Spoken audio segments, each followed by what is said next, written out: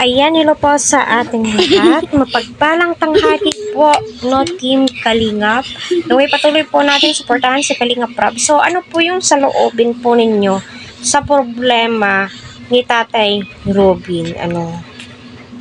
Ika nga ni Kalingap Rob, baka prank lang to kasi nga, hindi daw ho ito magagawa ni Tatay Robin. So, alam niyo sa panahon ngayon, napakaraming problema, napaka-crisis, kung hindi ka po magsumikap, ay wala po talaga. Hindi naman po always na maganda yung hatak ng views sa YouTube. Kita niyo po yung uploaded ni Tatay Robin, medyo matumal, diba? So, kahit nasa 3,000 po yung views po niya, wala pong kita yun. Alam nyo kung ano ang may mga kita? Yung nasa 50 pataas, 50,000 up to million views. Pero kung nasa 1,000 to 20,000 na wala pong kita yan. Sa totoo lang. Pwera na lang kung tatapusin yung video at hindi mag-skip ng ads, sure ball doon. No? Pero kita na po natin sa mukha ni Tatay Robin na stress po siya. Yung tipong napakabigat ng kanyang nararamdaman, may problema po siyang kinakaharap. Kaya naisipan niya ayusin ang bahay, pinturahan para ibenta at balik na lang po sila sa dati po nilang bahay, which is nanghihinayang po itong si Kalingap Rob. So, ang offer po ni Kalingap Rob, babalik si Tatay Robin doon, tutulungan siya, magbigay monthly si Kalingap Rob ng 20,000. Syempre, kailangan din po ni Tatay Robin na magbigay din po monthly. Sakita niya sa YouTube. So, dito mo masasabi na napakabait ni Rob. No? Sinsolve niya lahat ng problema. No? Nasosolve niya yung mga problema ng mga tao niya, mga beneficiaries niya, nang matutulungan niya po. So, hindi po deserve ni Kalingap Rob na siya ay i-bash.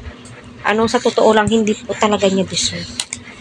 I hope pinanood niyo po yung whole video. Nasasabi ko na antig ako, kay Tatay Robin, So, kita naman po natin, lately, nag-boom po talaga si Tatay Robin, Diba? Napakalaki ng babayaran niya sa immigration. Nasa 300. My God. Kung straight na mag-upload si Tatay Robin at makakita siya ng mga virals, pasok na pasok, one time lamang po ay mababayaran na po yan ni Tatay Robin. So, ramdam mo yung sakit na nararamdaman ni Tatay Robin. Yung tipong napipilitan po siyang ibenta yung bahay, pero wala na po siyang ibang maisip na yung bahay na lang. At yun na nga, nanghihinayang si Rob, syempre. Pabahay yan pabahay niya yan may mga sponsors yan.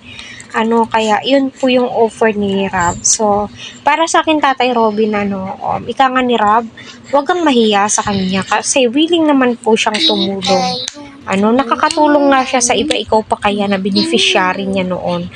Lumapit ka, wala naman pong masama kapag hihingi ka ng tulong. Kasi hindi naman po always na maganda yung kitaan.